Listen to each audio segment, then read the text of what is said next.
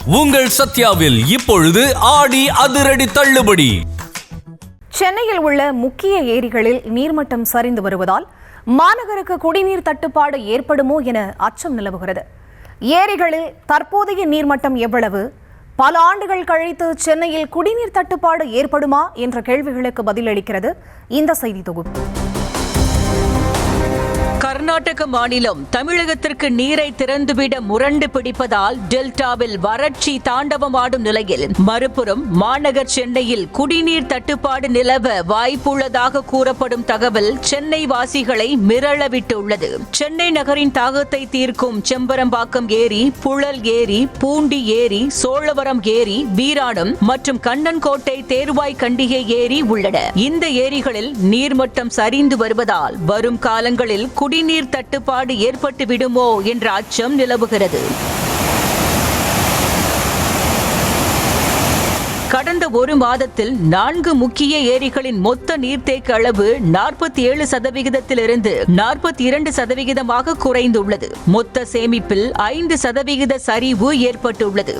பூண்டி ஏரியில் கடந்த ஆண்டு 2158 மில்லியன் கன அடி இருந்த நிலையில் தற்போதைய நீர் இருப்பு 1029 மில்லியன் கன அடியாக உள்ளது. கடந்த ஆண்டை காட்டிலும் 1129 மில்லியன் கன அடி குறைவாகும். இதேபோல் சோழவரம் ஏரியில் 90 மில்லியன் கன அடி நீர் மட்டுமே உள்ள நிலையில் கடந்த ஆண்டை காட்டிலும் 67 மில்லியன் கன அடி குறைந்துள்ளது. செம்பரம்பாக்கம் ஏரியில் கடந்த ஆண்டை காட்டிலும் 820.00 மில்லியன் கன அடியும், வீராணம் ஏரியில் கடந்த ஆண்டை காட்டிலும் 1061 மில்லியன் கன அடியும் குறைந்துள்ளது. ஒட்டுமொத்தமாக நகரில் உள்ள ஏரிகளில் தற்போதைய நீர் இருப்பு 5000 மில்லியன் கன அடியாகும். இது மொத்த கொள்ளளவில் 44.19% ஆகும்.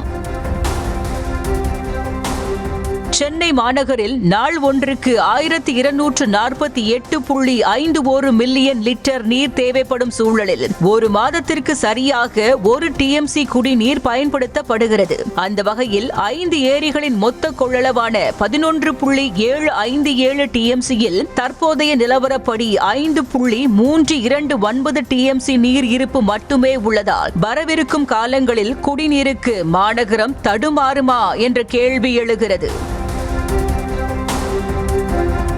கோடையிலும் சரி, கோடை காலத்திற்கு பின்னான காலங்களிலும் சரி, வாட்டி வதைக்கும் வெயில் காரணமாகவும் பருவமழை பொய்த்து போனதாலும் இந்த வறட்சி ஏற்பட்டுள்ளதாக சொல்லப்படுகிறது. வரவிருக்கும் வடகிழக்கு பருவமழையை பொறுத்தே வரும் நாட்களுக்கான நீர் தேவையை பூர்த்தி செய்ய முடியும். அந்த வகையில் வரும் அக்டோபர் மற்றும் நவம்பர் மாதங்களில் பெய்யக்கூடிய வடகிழக்கு பருவமழை போதிய அளவு பெய்தால் மட்டுமே ஏரிகளில் நீர் இருப்பு அதிகரிக்கும் என்று எதிர்பார்க்கப்படுகிறது. அதேவேளை வடகிழக்கு பருவமழை ஏமாற்றத்தை தரும் பட்சத்தில் அடுத்த ஆண்டு சென்னையில் கடுமையான குடிநீர் பஞ்சம் ஏற்படக்கூடும் என்ற அச்சம் பொதுமக்கள் மத்தியில் எழுந்துள்ளது.